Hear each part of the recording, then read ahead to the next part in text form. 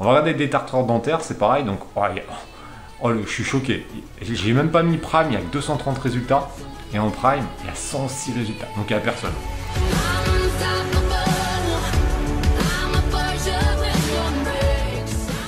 Salut les Phoenix. Est-ce que vous savez qu'il est tout à fait possible d'espionner ses concurrents afin de savoir quels sont le nombre de ventes qu'ils réalisent pour savoir si on se positionne bien par rapport à eux? Et ça, c'est une petite astuce qu'on fait avec un logiciel ultra puissant et je vais te montrer ça directement sur mon écran. Allez, on est parti pour l'étude de cas, voir comment ça se passe. J'ai pris un produit que j'ai sourcé ce matin puisque je l'ai utilisé pour moi. C'est un produit que j'ai cherché pour moi et que j'ai acheté d'ailleurs pour un usage personnel. Et comme souvent, on voit qu'il y a un potentiel de fou. Et le produit, c'est donc un hydropulseur dentaire. Et en fait, j'ai eu l'idée de me dire, mais on pourrait faire ça. Parce qu'il y a évidemment Oral-B qui le vend, donc c'est une grande marque. Mais il y a plein d'autres marques qui sont comme Rickwell ou LibreX, Waterpik, Youngdo. Ça, c'est des stratégies de marque, donc c'est exactement ce qu'on fait. Donc s'ils le font, il n'y a aucune raison de ne pas se dire on peut le faire également. Puisque quand je prends ce mot-clé là, donc on va aller vérifier avec Magnette sur Helium 10 si ce mot-clé là a un gros potentiel ou pas. Il n'y a quand même pas grand monde en Prime, on n'est même pas à 300 résultats. Selon moi, en dessous de 1000, c'est une concurrence qui est relativement faible.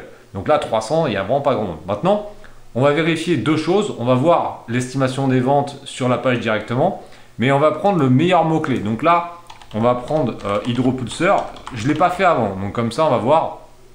Hydropulseur dentaire, c'est le mot-clé que j'ai choisi. Je vais voir s'il y a un volume et je vais voir s'il n'y a pas un autre mot-clé plus intéressant pour qu'on puisse voir la réelle concurrence. Ça, c'est un truc qui est vachement important, c'est de savoir, est-ce que effectivement il y a des gens qui cherchent ça ou pas. S'il y a un volume qui est trop faible, ça vaut peut-être pas le coup. Donc là, il y a quand même un volume de recherche de 7000, ce qui est quand même pas mal. 7000, c'est quand même pas mal. Donc on va regarder un petit peu s'il n'y a pas un autre mot-clé qui peut être plus intéressant. Nettoyeur haute pression, mais là c'est peut-être pas pour les dents, donc on va peut-être pas le mettre. Détartreur dentaire et aussi les détartreurs. Hydropulseur, donc là il est là. Bon, c'est pas mal. Tu sais que détartreur, ça peut être aussi intéressant. On va regarder sur détartreur aussi au passage. Ça, c'est un truc qu'on voit beaucoup en dropshipping et tout ça, parce qu'il y a encore moins de monde. Avec plus de recherche. Donc là, ça c'est bon. Bon, les deux sont ok. Donc là, on a plus de 7 et 9000, ce qui est énorme. Au-delà de 2-3000 déjà, il y a largement de quoi faire. Les CPR 8 days, donc là, vous voyez, ça c'est un élément qui donne aussi que ça vend quand même au moins 20 par jour pour les meilleurs. Donc c'est plutôt pas mal. Et ça, on va aller les espionner directement. Donc le mot-clé, il est ok. On s'est mis en Prime. Et maintenant, avec l'extension Helium 10, on va mettre un petit coup de X-Ray et on va pouvoir espionner des concurrents et savoir quel est le réel potentiel de cette idée. Donc on va pouvoir trier par le nombre de ventes. On voit qu'évidemment Oral-B, c'est assez logique. C'est une marque très connue. Ils font 200 000 € de chiffre d'affaires par mois en estimation sur ce truc-là. Là, avec leurs autres packs, ils sont à 100 000. Donc rien qu'avec ces deux produits-là, ils sont à 300 000 par mois, les gars. Mais par contre, bon, il y a Panasonic. Mais on voit que le Waterpik, il fait quand même 65 000. Hein. Donc ça, c'est quand même pas mal. Là, on voit qu'ils sont quand même à plus de 10 000. Plus de 10 000 sur un produit comme ça, c'est vraiment pas mal. Hein. Donc, il y a quand même un potentiel. Tu vois qu'il y a 10, 15, même... il y a une vingtaine de personnes qui font plus de 5 000 € de chiffre. Donc, il y a un potentiel qui est quand même pas mal. Après, évidemment, il faudra le travailler au niveau marketing. Au niveau, évidemment, de la qualité du produit, il va falloir bastonner pour être sûr que ça soit une super qualité, etc. Parce que dans les évals, parce que j'ai un petit peu anticipé la vidéo, j'ai regardé les évaluations, il y a quand même beaucoup d'évaluations qui disent que la qualité n'est pas folle, etc. Donc ce qui est assez logique.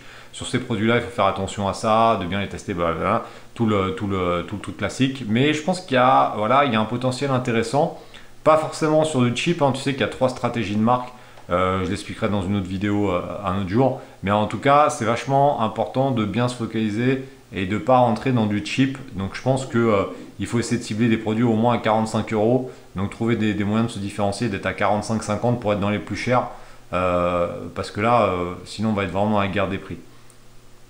Tu vois, il y en a qui vendent quand même Waterpik, il est quand même assez cher et il en vend quand même pas mal. Donc il vaut mieux se positionner un peu sur cette gamme-là. Donc ça nous permet de savoir un petit peu le potentiel du truc. On va regarder des tartreurs dentaires, c'est pareil. Donc, je suis choqué. J'ai même pas mis Prime, il y a que 230 résultats. Et en Prime, il y a 106 résultats. Donc il n'y a personne. Donc ça, c'est un produit, bon après voilà, les marges sont quand même moins élevées, c'est des plus petits produits, etc. Mais bon, ça ne doit pas coûter très très cher à l'achat, ça, faire venir par bateau 500 ou 1000 pièces, ça doit coûter 5 $ à l'achat. Donc les marges, elles sont quand même pas dégueu. Donc on va regarder tout de suite, pareil, on va faire un petit coup d'extrait. Eh, ça vend pas mal, hein. Le petit Brett, ok. Lui, par exemple, son petit pack, belle différenciation, note de merde. Donc là, par contre, faut faire attention, parce qu'un 3 sur 5, c'est quand même pas ouf. Bon, moniteur, ça n'a rien à voir. Draw plus, il n'y a pas grand monde dans des tartares. Hein. Après, tu as les 5 outils. Ouais, donc là, c'est surtout un problème de qualité, parce qu'on voit qu'ils n'ont pas des super notes quand même. Par contre, il y a vraiment un gros potentiel. Donc là, on peut se rendre compte tout de suite qu'il y a un potentiel de vente, mais faire très attention sur la qualité. Donc aller analyser pourquoi les gens ont des mauvaises notes, et après, essayer de travailler une différenciation, etc. En tout cas, voilà comment on peut analyser les ventes des autres et se rendre compte du potentiel de l'idée ou pas. Ça, c'est grâce à Helium 10. N'oublie pas, il y a des codes promo. Tu les as vus au fur et à mesure de cette vidéo. Je t'en reparle en face cam pour finir cette étude de cas. Ouais, donc comme tu peux le voir, on peut espionner les concurrents et ça, c'est la puissance du logiciel Helium 10. Tu sais que je suis un grand fan de ce logiciel et encore une fois, je te montre une possibilité qui est juste énorme. N'oublie pas que si tu souhaites prendre Helium 10, il y a le code promo Alain50 qui te permet d'avoir 50% de remise sur le premier mois. Ou si tu es déjà à fond, tu prends le code Alain10, donc avec 2 N, ne l'oublie pas, pour avoir 10% de remise à vie sur le logiciel. Franchement, tu vas pas le regretter, c'est un investissement que je te conseille pour aller vraiment vite dans ton développement sur Amazon. Donc, je compte sur toi, passe à l'action et tu verras que la vente sur Amazon peut te faire changer de vie. Mais pour ça, il faut faire des choses que si tu fais rien, il se passera rien pour toi. Je compte sur toi. Pense à t'abonner au passage et on se retrouve prochainement.